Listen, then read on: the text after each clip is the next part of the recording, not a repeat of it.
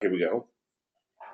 Hello, my name is Michael Tabb. We are starting and have started, actually almost done with week four in October of 2018. The classes I am teaching right now are writing for film and animation, as well as character creation and development. We will be discussing the assignments at the end of this little session here, or long session, depending on how many questions the students have. That is it, and we're going to get started. How we like to do this is before I discuss the assignments due at the end of the week, I want to give all the students a chance who are able to show up to ask any questions they have on the material that we're studying or screenwriting, playwriting, television writing in general. Okay, so all right, everybody. My name is Michael Tabb, and let's get going. Does anybody have any questions about anything in the class so far? Well, can you hear me, Professor Tab? I hear you great. Okay. All right. So I'm working on a peer revision, and I see the word smiles, and I know I saw somewhere in the cheat sheet. I keep looking it over and over that you're not really supposed to address someone smiling in a script. Is that true? That's not in the cheat sheet. No, It's somewhere. it's not. It depends on how I mean, sometimes a smile you can use it. Like for example, at the end of the scene, if somebody goes, "So, um, it looks like that if we go on this mission, that 99% chance we're all going to die. How do you feel about that?" The other character smiles. That's telling. It's character reveal. It is an answer to a question without actually having to verbalize it because you're showing, not telling. And for me, that would be a great use of a smile. Um, to use it randomly here and there to add definition or add an acting beat that isn't necessary or doesn't cue the next moment in your film. Here's the way I describe it: is if what you are writing in action does not trigger the next moment to occur, you don't need it. Okay. So if the smile is of use and is the answer to a question that allows us to move on to something else or inspires the next question um, or is a great cut out for the end of a scene because that person smiles and then you cut to them doing it. You know, when that person smiles and says, "Yeah, I get it. We could die. Let's do this anyway." You know, and they smile and then you cut to they're running through laser fire across the moon's surface, whatever. You know, the smile was a bridge to that moment. And without that smile, um, that moment would not be as strong. They could have just said, "Are you willing to do it?" and then run. But the key is that that smile is actually kind of like a permission to go to the next scene. It's this great kind of bridge that says, "Yeah, baby, I'm ready for this kind of challenge." And and it's a character reveal. It is a real character moment. So to say you can't use a smile is there's no solid rule for anything. There's Okay. always a good reason, I think, somewhere, some way to do it, even if I would normally never use it. It's just, I'm a firm believer in the creative medium that when you're executing a scene or a movie or a story, that you have to look at the moment that you have and ask yourself if this requires breaking the rules, even if it's a rule. To be interesting, to reveal character, to tell us something, and not just reveal character generally speaking. When you do something that reveals character, it should be revealing the character is unique. It's not just revealing character, it's revealing the character is unique. If they're responding in a way that is typical, then I wouldn't script the response. You don't script how people are responding to things if it's ordinary. Just like when you write a character description at the beginning of when they enter the film, um, when you do that, I would not put average height, average build, average hair, average length, brown hair, brown eyes, because those are typical features. What I would describe is are things that make that character stand out. That that make if they wear an eye patch and have a scar running down half their face, that's something I would mention. Um, you know what I mean? So Yeah. in any action line, you don't put something that doesn't feed either the complete and unique individuality of a character, revealing that to an audience, or forwards the plot to the next beat. Those are the only two reasons to put anything in scene description. Okay. I hope that helps. Do you Thank have any you. other questions? It's a good question. It was a great question. I have a question, and it kind of addresses um the very last like optional lesson about working in Hollywood. And I live in the South, Mm-hmm. and big cities are a bit much for me. And but I would like to, eventually write features or write television at some point. Is it possible to work remotely without actually moving, packing up everything and moving to LA? Well, I think that while you are developing your own arsenal of scripts that show what you're capable of, you need to be holding down a job and doing things like that. So you don't move as you're building up your arsenal of materials that illustrate that you are capable of writing a TV show or a movie, because you have to write sample scripts. Nobody's going to hire you to do this job if you don't have examples of the fact that you actually can do the job. Right. So, Specs, right? right, right. They're called spec scripts, which spec is short for speculative. Um, and only once you have scripts would you send, and you are confident that they bode well for you, your abilities, your skills, and that you think that they are so good that people are going to want to give you work. That's when you start submitting it. And then when you start submitting it, you don't have to necessarily start to submit from Hollywood itself. It helps to be there because yes, the business and the industry is very much who you know, and you're not going to meet any people in the business sitting at home halfway across the country in an area where they're not making a ton of movies and television shows. So it does you a great service to be there. That said, uh, it's okay to start with submissions. Now, TV is going to be different from feature film Right. in a big way because if you want to work in television, television shows are written in writers' rooms. They call it the writers' room because it's like a boardroom where all the writers on the staff of the show meet and work together to develop plots for the story, and then they go off into their own offices, and then they come back together to talk more in the writers room. And for a writers room and for a TV show, those writers rooms are set in a specific location, and a lot of them are in Los Angeles. So to Yes. be a working television writer, you will definitely need to work and live in the city where the TV show you get work is located. And again, with TV, as much, if not more than anything, it is about who you know because writers recommend writers. Writers like working with certain writers once they've had experience with them or they've met them and they have this certain chemistry.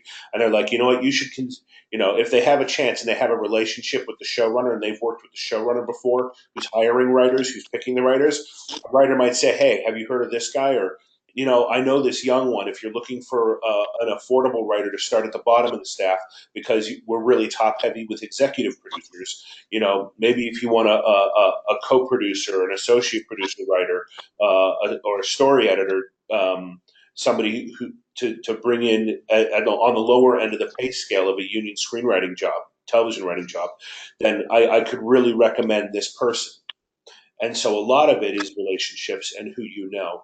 And people aren't going to feel comfortable recommending you if you haven't gone out together and done something, if that Right. makes sense. So being in a location where you can meet and create connections to help you succeed in Hollywood is, yes, integral and important and helpful. Is it necessary when you're getting started? Not totally. And besides, you really want to make sure your scripts are truly finished and ready to go, and that they do satisfy all the needs of a professional full-length script. So if you write sitcoms, it's the full 24 to 35 pages, depending on the format and what kind of service it would be on, whether it's network or streaming or whatever, and what format you're using. And then for hour long, you're looking at between 45 and 65 pages. Um, and that they're fabulous within there, and that they're structured well, and they have all these great act outs and hooks where you have the end of acts. Now, some TV shows don't have that anymore because streaming services don't have commercials, but it's important to constantly have hooks at the end of scenes to keep people invested anyway, just like you do at the end of any chapter of a book when you write a book. Um, okay, does that answer your question? Yes. What about feature? If Features, it's a little less you have to be there, but at the okay, same time, it's hard to get representation if you can't take a meeting. And you know what? I even hate to say this. An agent is not going to be um, a good agent who has a reputation in Hollywood, has so many writers to choose from. I don't see the logic of them picking a writer they can't set up with a meeting to go visit to go meet with a producer because they don't even live here. that's true. I've So been doing my research, and I just wanted to hear from someone that has the experience, from the horse's mouth. And yeah, I'm just gonna have to put the bitter with the sweet and move to LA once I get my scripts perfected. that's right. That's right. Once I get everything together the right way. And don't show scripts before they're ready. Make sure that they're really ready. Do a couple drafts, Don't ever change things that you feel ruin the script, but you get feedback from people. What you're learning in class, hopefully, is that sometimes the feedback it can even be, some of it can be good feedback, but it doesn't fit your story, so you don't make the changes. One of the hardest parts of our job after writing the script is taking notes and making sure that we don't let notes, even sometimes good ideas for notes, ruin our screenplay because they don't fit the story we're telling. Exactly. Yeah. So just make sure your scripts are truly ready. It's good to go out there early and just start meeting people and reading things. Get a job. If you can get a job out there before you have scripts to go out there, then that's great. Get a job as a reader if you can, or as an assistant at an agency's office, and look at the business. See if you can get into the lit department at an agency so you get practice reading professional scripts and doing coverage for them and looking for what they look for so that the Does train. this degree actually qualify us for that? The truth is that some people get reader jobs and they don't even have a college education. Wow. So yes, you are qualified for it. The truth is a lot of people get those jobs through, again, meeting people, relationships. They submit things, then they get meetings. Agencies are always taking resumes of people who will start in the mailroom and work their way up to reader, and then work their way up to assistant and reader, and then eventually become an agent. Um, you want to look at that career path. But also, you can start if you're more interested in production. Then there are PA jobs where people work on actual sets and they fetch coffee and they make sure everything is put out on time. They set things up. They tear things down. They make sure nobody's walking onto an active set, so you don't have people walking into frame while they're shooting. And they guard the sidelines of the set so nothing happens and nothing comes in. Stuff like that. All right, one last question. Is 30 too old? Because I've been reading that, like, if you're like 25 or older, they're like, no, we want, younger writers. That's what I've heard. Like, television Okay, I'm wants not going to younger argue. writers. I'm not going to argue at all against the fact that Hollywood is ageist. There's absolutely no question. In fact, the Writers Guild of America, about 5 or 6 years ago, put together an enormous lawsuit for a bunch of senior writers who are union professional, full-on professional writers, and they won. And they got millions upon millions of dollars because Hollywood is ageist. That doesn't mean that you can't break in. There are writers who break in their 40s. So 30, I'm 30, yeah, so I'm just there like, are oh my writers who goodness. break in their mid 40s. It happens. Okay. And they get their first big break then. So, yes, it's ageist. Yes, it's harder. No, it's not impossible. The work is going to either speak for you or your relationships will. Look, there are three ways people get work in Hollywood: luck, nepotism, and actual talent. And you need two of them to succeed. So if Okay. you don't know anybody in Hollywood, you got to work on luck and talent. All right. And may you be very, very lucky. Well, I've heard that there are a lot of mixers, and I follow a lot of places like Stage 32. They're always doing table reads and Sure, different things, and I do plan to attend a lot of those, and I know that's how you do meet people, and absolutely. and And there's a having a lot great of personality. organizations. There's the Femme Fatale group. There's I'm on Stage 32. There's ISA. I'm on, what's it called?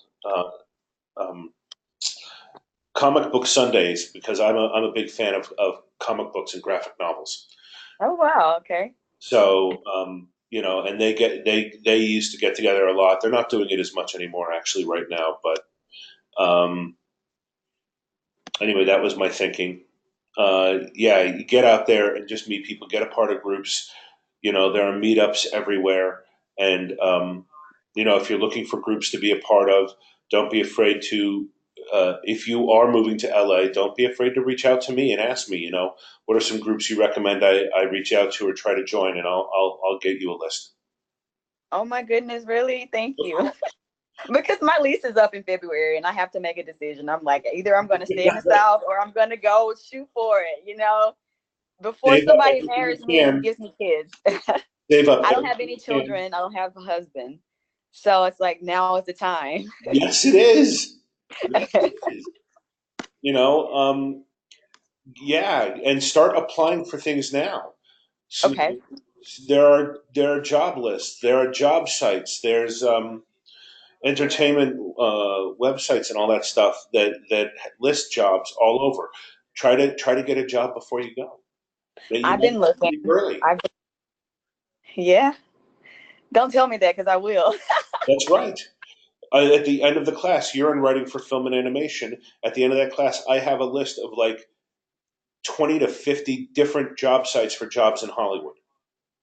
For that, for like, oh With my yes, I've email been looking. class, at the end of my class, to help you guys, I went and found all the job sites and the career sites for all the major studios so that you guys can go look for a starting job and just get somewhere on the lot. It doesn't matter whether it's in legal or it's in security or That's what I was wondering because I saw a lot of the jobs don't really fit, my degree and it what I'm doesn't matter. studying. Some of them you don't have to have a degree in. It's just about being an assistant. And then once you get on the lot, make sure you go out to lunch on the lot every day. You eat in all your meals that are not on the lot because you go out on the lot and you meet people at lunch. So you can make friends with people who are in the departments you want to work in, or Perfect. people who Okay. read scripts. You Okay. just get on the lot. You get in the building. You get a job at the agency. You can be an assistant. There's no job training for being an agent. There's no major for that. There's no specific major. But if you majored in film or screenwriting or whatever, and then you want to represent screenwriters, that's all the training you need. And that's a door into actually writing and getting jobs like maybe in a writer's Most of the room. people who make it are because they make it because they've read so many scripts in their time in Hollywood.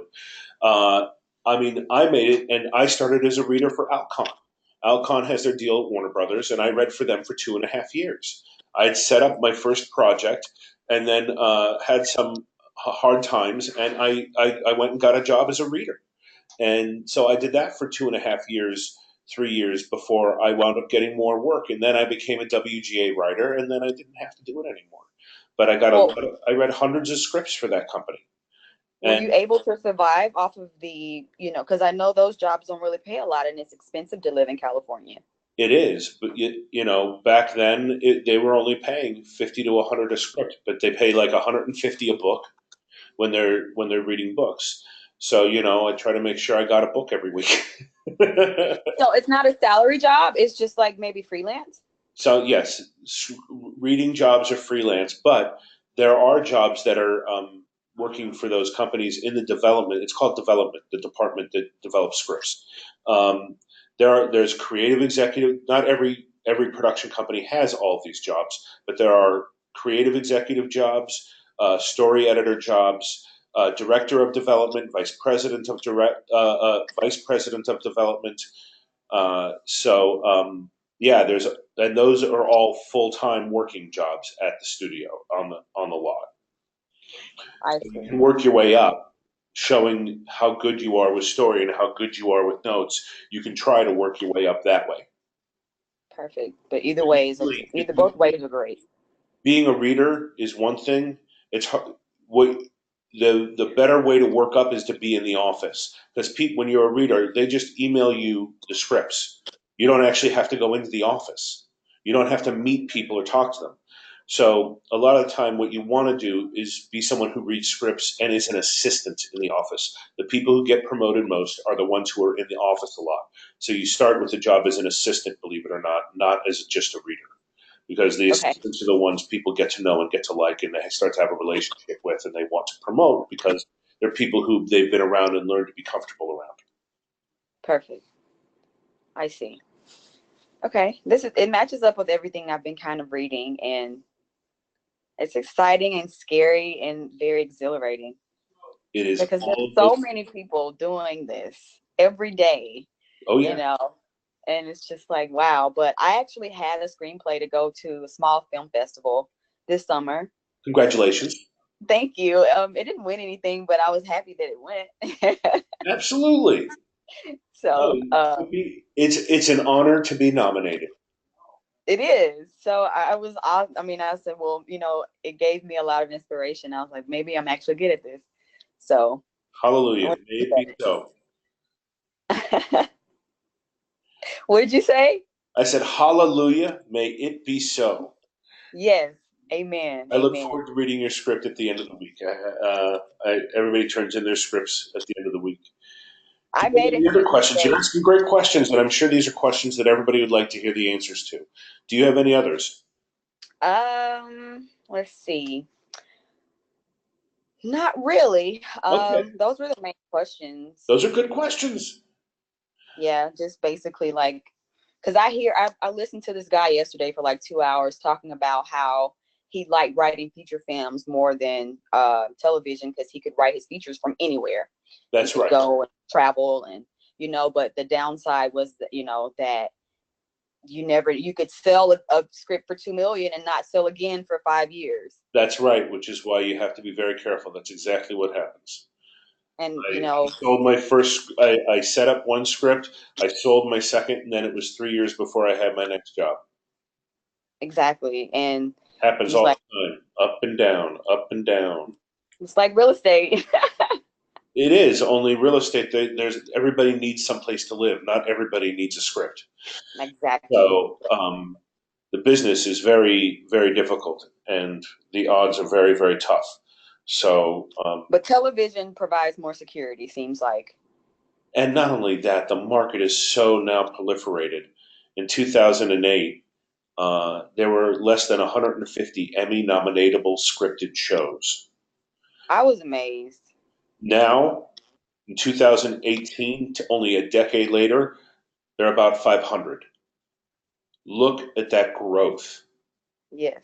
That I'm is amazed. huge. It's monumental. It's everywhere from streaming to typical network to mobile devices and cable. It's there's so much TV being made, and quite frankly, I don't think that there are enough experienced writers to fill all the jobs. So people are constantly getting hired and brought in who have not gotten work before. So I do think television is a fabulous marketplace. You'll learn a ton of stuff in the screenwriting class that you're in that applies to TV anyway.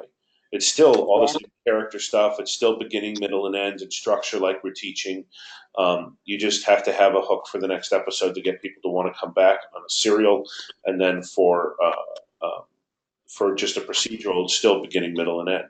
So all the stuff still applies. I actually love television. I'm a readmitted student. So when I got in the program in 2013, I was like, well, I want to write movies. I want to just be, this person that writes these great Oscar winning movies. And then now that I'm back in the program, I see that television, I'm actually good at it. I mean, not that I'm not good at writing features, but Right. television I won't say it's easier to write, but it's just, It's not because you have a much longer story to tell. I well, mean, yes. think about it. Um, in network television, you're looking at 22 to 24 episodes a year. That's a lot of story. It Uh, is. and in cable, you're looking at 13, and on streaming, you're looking at 8 to 10, and sometimes as little as 4 episodes. But even in an episode like where they do 4 episodes, like Sherlock on the BBC, those episodes are 2 hours each, and you're still looking at 8 hours of writing over instead of two. Okay. So it's a lot more story and a lot more work, and you have to balance it with working with other people. And some people think that that's a blessing, and some people think that it's a curse because Yeah. it's hard to control an entire room of people and get everybody on the same page. But there are people who are fantastic at it, and it's a skill set. And being able to I move think I'm one of those people. was Not to. I just feel like I'm one of those people. I've been doing really good. Well, the classes that I was in before when we had to write television, I'm just really, I just have a knack for it. well. That's great. Well, I hope you feel that way years from now, and that you're and you're doing it and you're making it and you're calling me and saying, Professor Tabb, you taught me so much. I will. I will. I promise. I want to tell everybody. Press Awesome. tab is this. All right, let me check in with Mr. Hall here. Mr. Hall, did you have any questions for us today? I know you're muted. Did you? I don't know if you want to unmute or not. Um, yeah, that's fine. Just to piggyback off what Erica was saying, do you know anything about the business here in Atlanta, or um, Atlanta is actually a any really insight thriving. on that? Yeah, Atlanta is a really thriving business. I mean, I've not been there for work. Um, I just haven't had to. I always go to I always work in LA. That's just been where I've been. But there's a lot of work. There are a lot of studios. Like I have a friend Dan Rosenfeld who was a vice president of Paradox Studios, who now actually is the president of Third Rail Studios, an actual production lot or just outside of Atlanta. And there are a number of production lots there. It's where uh, Tyler Perry opened his production company and his lot, and he's got everything going there. There are a lot of people shooting there because they have phenomenal deals. It's also where they shoot like The Walking Dead, um, which is a very successful television show for AMC.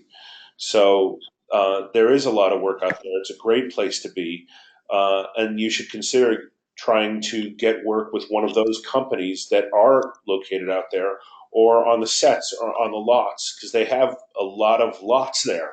They have a lot of studios. They're not owned by Warner Brothers or anything else.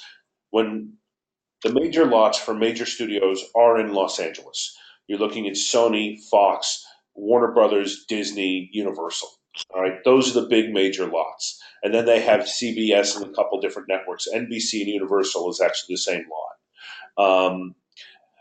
The others are not owned by the studios, but what happens is the big studios, when they want to go shoot somewhere and get a tax credit, they rent out the studio lots with the big hangars that have that people can shoot in that are not owned by them. They rent them out for their big productions. Like they shoot a lot of the Avengers movie stuff in Atlanta.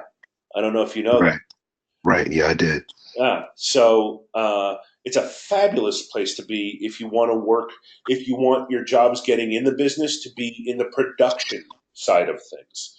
Um, a lot of the development on those projects that are shot there are still done in Hollywood.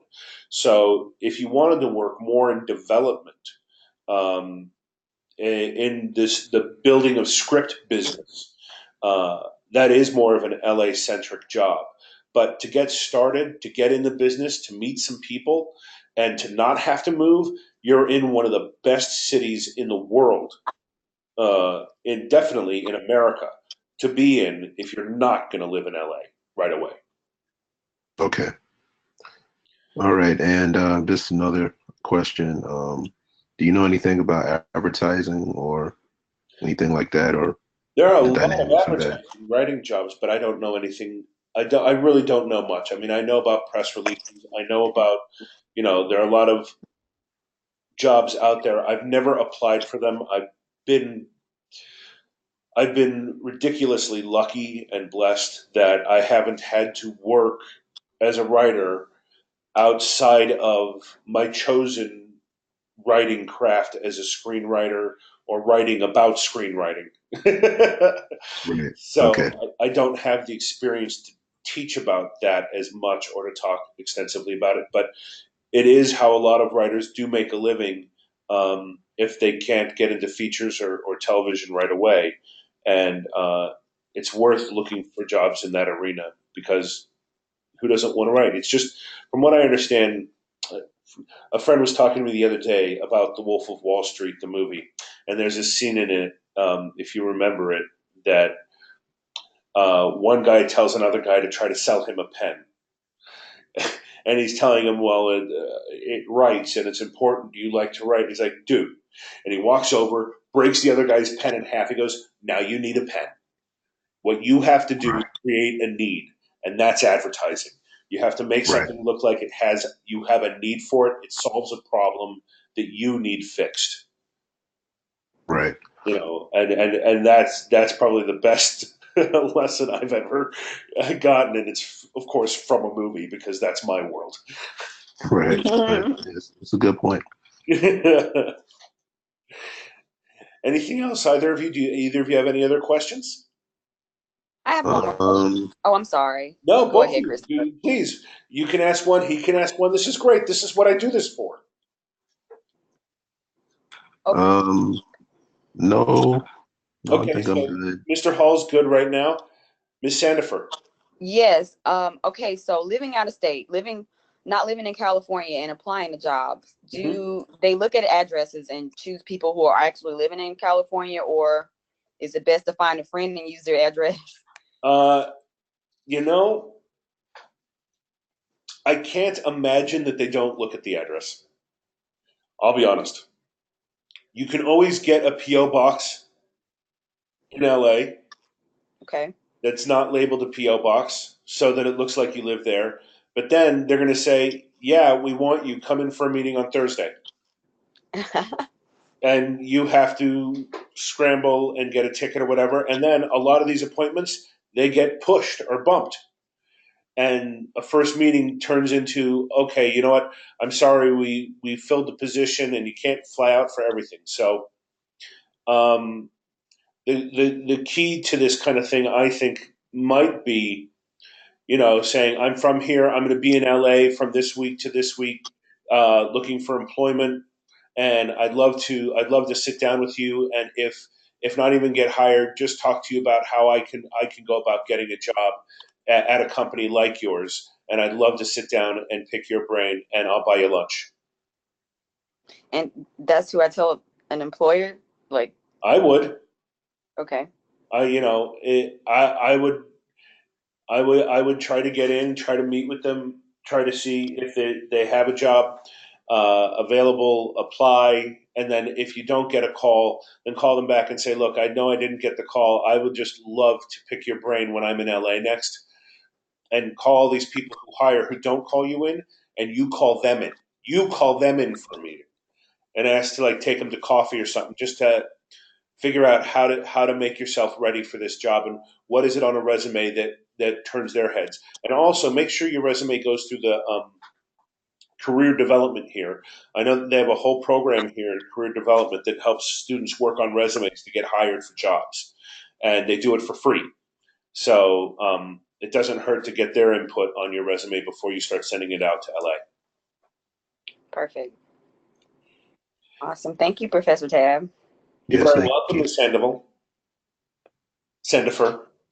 Uh, Thank you. Mr. Hall, did you have any other questions, or are you guys good? Yeah, I'm good right now. Thank you. All right, then what I want to talk about next is the homework assignment for this week. We are in week 4, the final week of our classes. So each of you are in a different class, so it's perfect because I get to explain it to each of you. At the end of week 4, the character creation and development class turns in a scene, a written single scene. And that singular scene has the introduction to the protagonist in it. So it includes a character introduction sentence, like the one you wrote in week 2's character dossier. and you will take that and put a whole scene around it that introduces the character flaw, and does it through through some kind of common everyday crisis for that character. So usually, when somebody has to face a common crisis, like they're running late for work or whatever, you're illustrating through how they handle stressful situations what their character flaw is.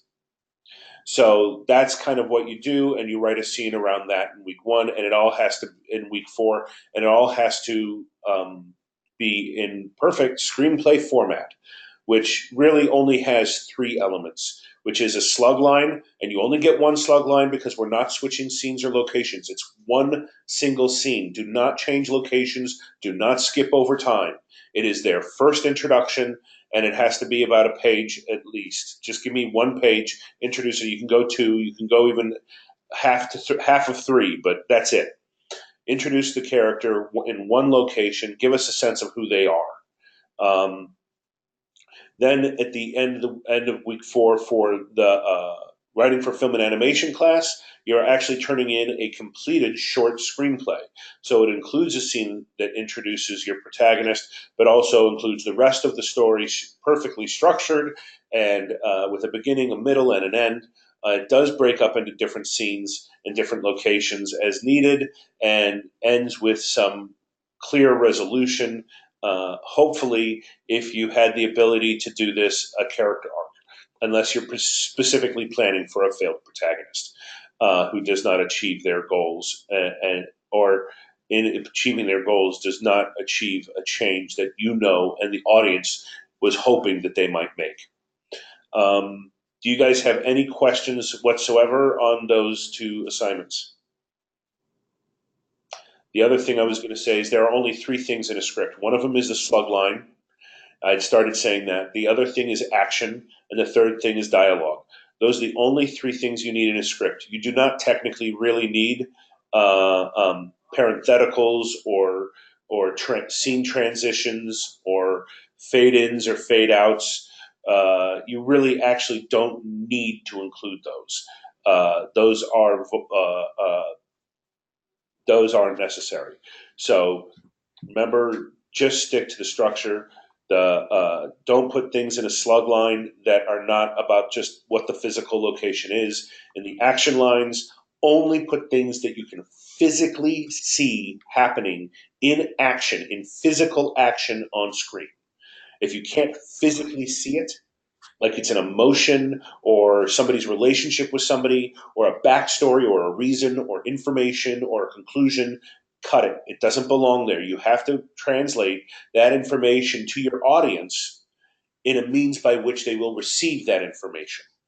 So if you want somebody to know somebody is somebody's best friend, you're going to have to say it or show it through action, but you don't get to tell them their best friend in the action line because the audience doesn't get that information just because you wrote it in the action line. It's literally only what people see and maybe some sound effects. That's it. That's all you can put in action lines. And the dialogue, make sure you use a lot of subtext, that you're not writing everything on the surface, that it doesn't feel constantly expository and explaining situations. It's situations are happening and things are being dealt with, and characters have personality through which they speak, and that it's not just I'm giving the audience information. That's writing you want to definitely avoid. All right. That should be it for today. I want to thank you guys for coming out. Any last questions before we close this down for the day? Okay. Yeah, Mr. Hall. So instead of saying he's sitting across his wife, you would say he's Sitting sitting across across a the woman. character name. You use the character's name. Yours is the wife's what? Olivia? Yeah, Olivia? Ophelia, something like Ophelia. Ophelia. Oh, Ophelia. Okay. Yeah. Yeah. You would use the character. You always use the character's names. Okay. Okay. All right. Thank you. You bet. Good question. Anything else? Nope, I think that's it. All right. Well, fabulous little go-to training. Thank you both for showing up. And you guys have a great day and great writing. Thank All you. right. Thank you, Doc. Bye. Bye-bye.